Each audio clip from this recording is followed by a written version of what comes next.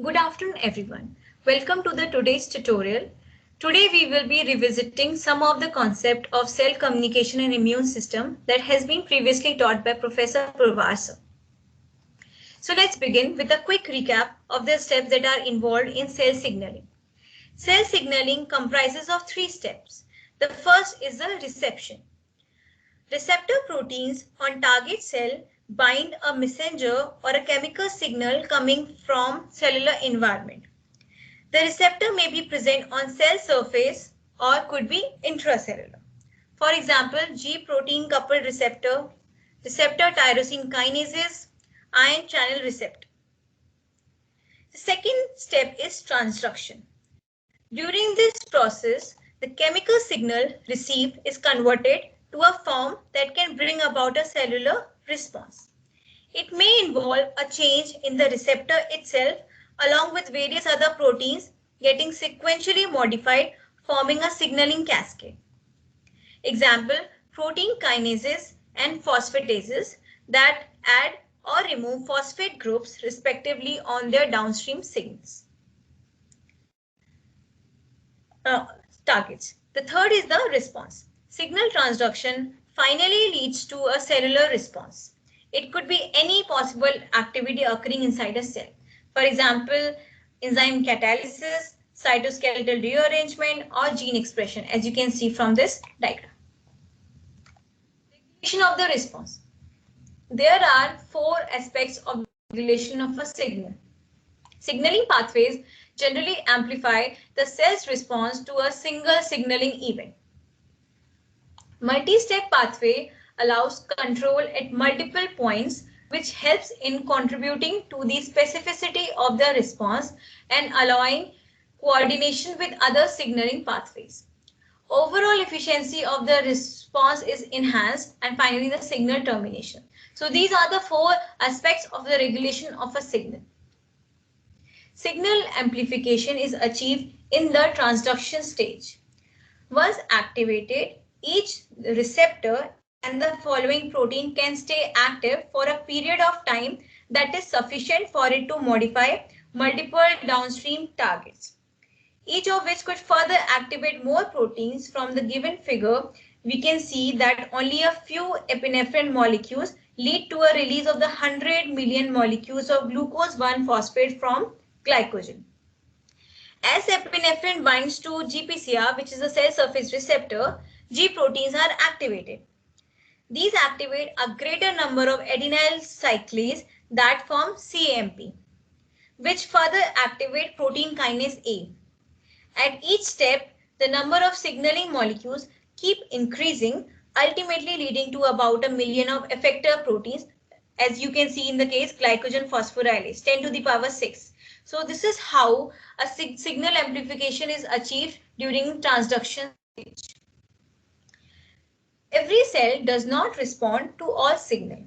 Moreover, the response to a given chemical messenger may be different for each cell.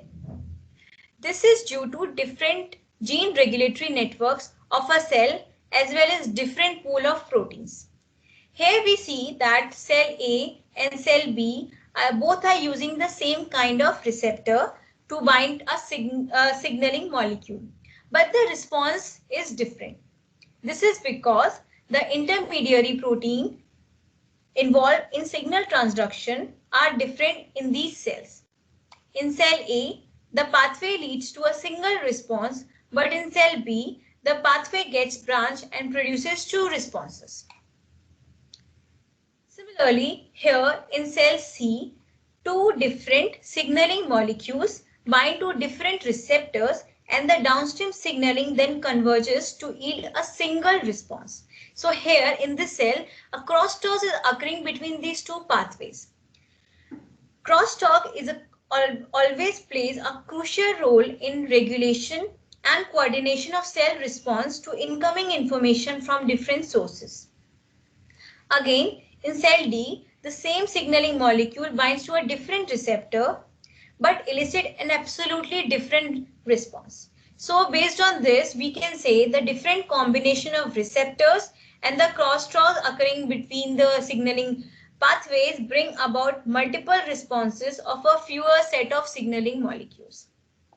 So with this, quite obviously a question might arise that how eventually this protein kinase or any receptor finds its substrate.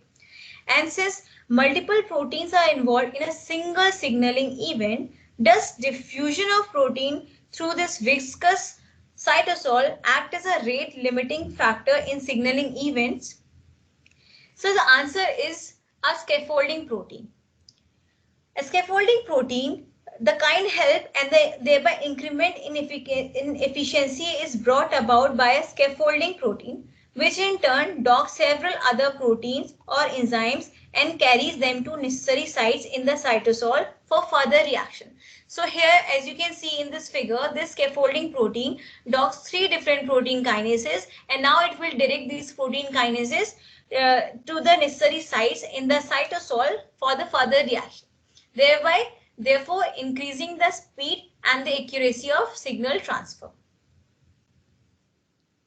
So a response cannot, or rather should not, persist endlessly. Just like it started, it ends is also generally due to a cascade of events, starting with the fall in the concentration of the signaling molecule, leading to more free or inactive receptors, further inactivating the relay intermediate molecule such as CAMP kinases, which finally seizes the response. These inactivations of molecules are mostly reversible, waiting to be reactivated by the next wave of signaling molecule as and when appears. So this is it for the cell signaling part. So moving over to the next part of today's tutorial, the immune system. We are mainly going to focus on the understanding of how vaccines work. Vaccines contain weakened or inactive parts of a particular organism known as antigen that triggers an immune response within the body. Recently, newer vaccines which are developing recently contain the blueprint for producing antigens rather than the antigen itself. So regardless of whether the vaccine is made up of the antigen itself or the blueprint, this weakened version will not cause the disease in the person receiving the vaccine, but it will prompt the immune system to produce antibody because they are foreign to a body, and hence they will prompt immune response. Some vaccines require multiple doses given weeks or months apart.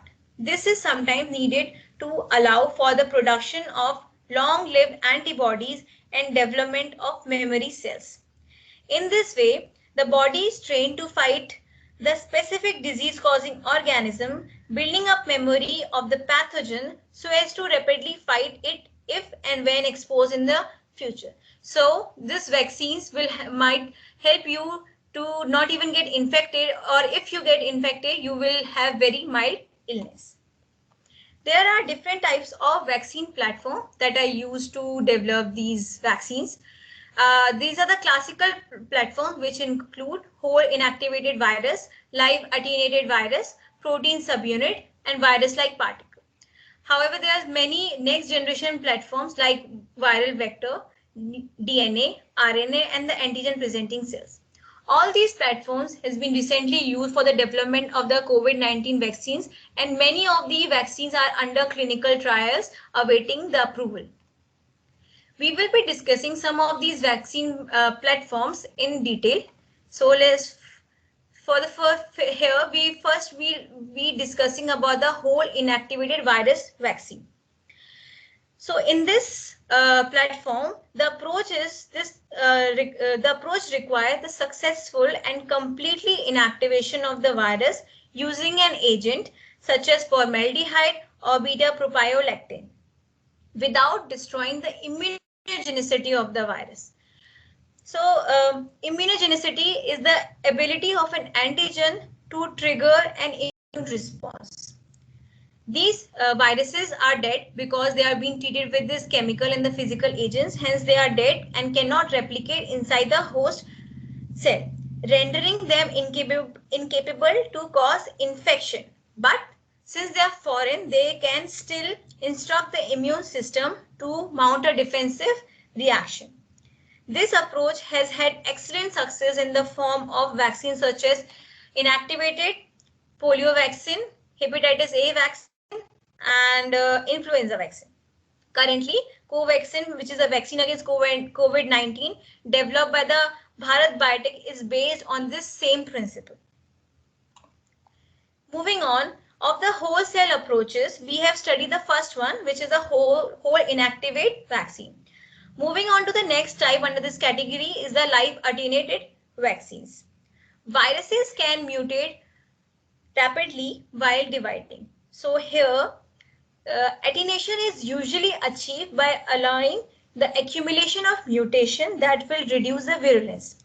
Replication competence, however, is maintained at a sufficient level to stimulate a protective immune response. Although there are some drawbacks to this approach from a safety perspective, that is a risk of reversion, meaning that there is a possibility of this live attenuated pathogen getting back to the virulent strain. So this method has provided a bedrock of vaccinology over many decades and has worked well for viruses such as polio, oral polio vaccine, mumps, measles, yellow fever. At the same time, this kind of vaccine is highly advantageous as it generates an immune response similar to the actual infection. This protection is long lasting as well. One such vaccine against COVID-19 is under clinical trial and is meant to be administered intranasally. This BBV 154 is being under clinical trial. Intranasal administration will allow the immune response to develop at the site of the infection as well as the control the transmission. So as you all are aware that this SARS-CoV-2 virus spread through the nasal passage. So, targeting the site of infection will actually help in the control of the transmission. Another viral vector vaccine. Another form of the vector is the viral vector vaccine.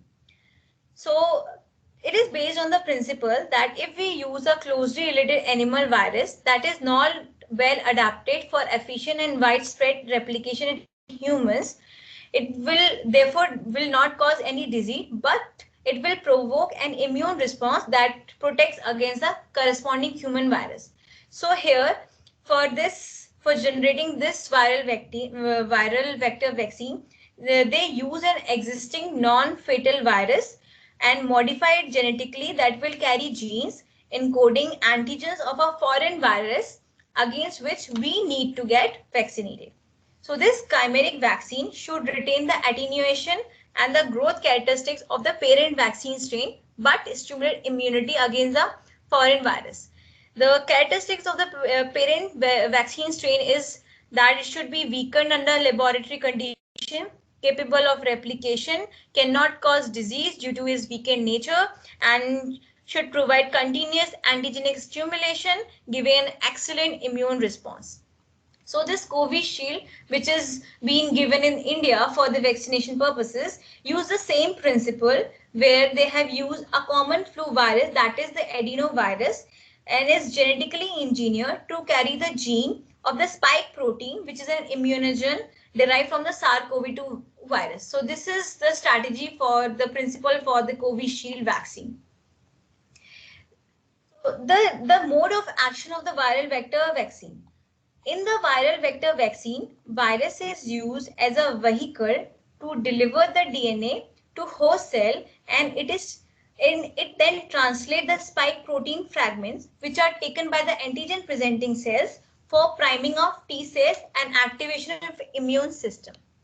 One of the example of viral vector vaccine is Oxford AstraZeneca COVID-19 vaccine, in which they have used chimpanzee adenovirus as a vector. So these are the steps of mode of action of viral vector vaccine. We will go through one by one. So virus enters the host cell, the DNA is released into the nucleus, and by using the host machinery, gene is transcribed into mRNA. The mRNA is then translated. A fraction of the spike protein gets fragmented by the host, and some of these, along with the intact ones, are expressed on the surface of the vaccinated cell. As you can see, these red protruding spikes. So when the vaccinated cells die, the spike fragments are taken up by the antigen presenting cells that move to the lymph node for T cell priming. Helper T cell then raises the alarm and marshal other immune cells to fight the infection. In the fourth step, spike protein also activate the B cell by binding with them.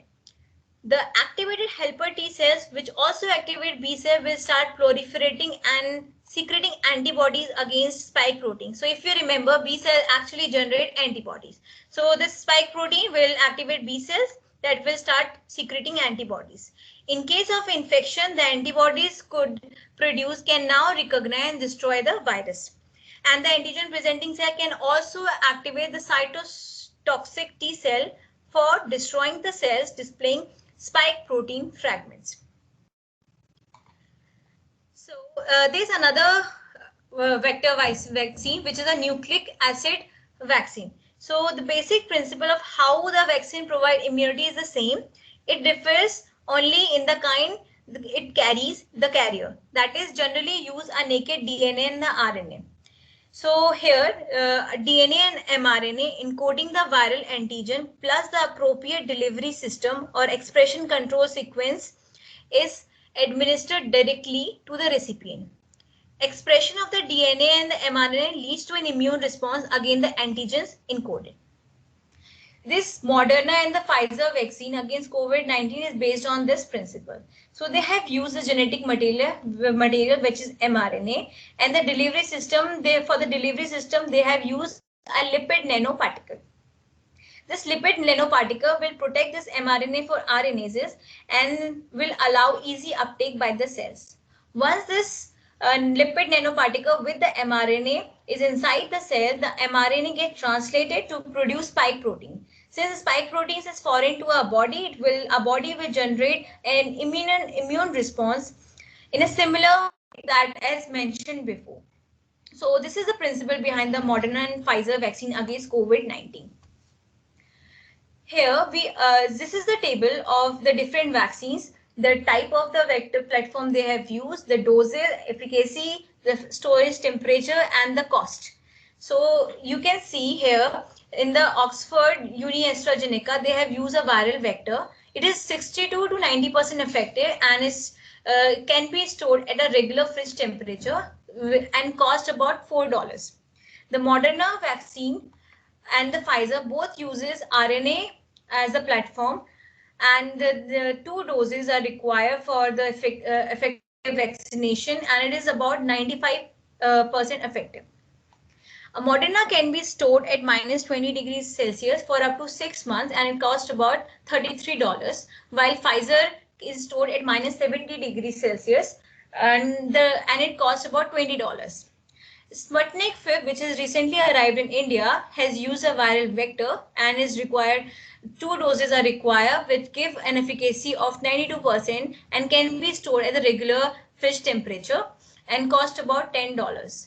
So here with this table, you can actually compare the efficacy of these different COVID vaccine and can decide for yourself which one you are going to take.